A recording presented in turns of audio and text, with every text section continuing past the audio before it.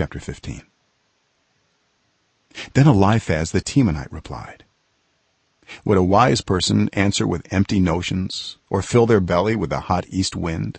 Would they argue with useless words, with speeches that have no value? But you even undermine piety and hinder devotion to God. Your sin prompts your mouth. You adopt the tongue of the crafty. Your own mouth condemns you, not mine. Your own lips testify against you. Are you the first man ever born? Were you brought forth before the hills? Do you listen in on God's counsel? Do you have a monopoly on wisdom? What do you know that we do not know? What insights do you have that we do not have? The gray-haired and the aged are on our side, men even older than your father. Are God's consolations not enough for you, words spoken gently to you? Why has your heart carried you away, and why do your eyes flash, so that you venture rage against God and pour out such words from your mouth? What are mortals that they could be pure, or those born of woman that they could be righteous? If God places no trust in his holy ones, if even the heavens are not pure in his eyes, how much less mortals who are vile and corrupt, who drink up evil like water?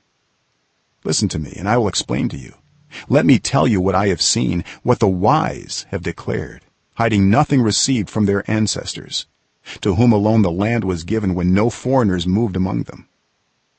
All his days the wicked man suffers torment, the ruthless man through all the years stored up for him. Terrifying sounds fill his ears. When all seems well, marauders attack him. He despairs of escaping the realm of darkness. He is marked for the sword. He wanders about for food like a vulture. He knows the day of darkness is at hand. Distress and anguish fill him with terror. Troubles overwhelm him like a king poised to attack, because he shakes his fist at God and vaunts himself against the Almighty, defiantly charging against him with a thick, strong shield. Though his face is covered with fat and his waist bulges with flesh, he will inhabit ruined towns and houses where no one lives, houses crumbling to rubble. He will no longer be rich, and his wealth will not endure, nor will his possessions spread over the land. He will not escape the darkness. A flame will wither his shoots, and the breath of God's mouth will carry him away. Let him not deceive himself by trusting what is worthless, for he will get nothing in return. Before his time he will wither, and his branches will not flourish. He will be like a vine stripped of its unripe grapes, like an olive tree shedding its blossoms.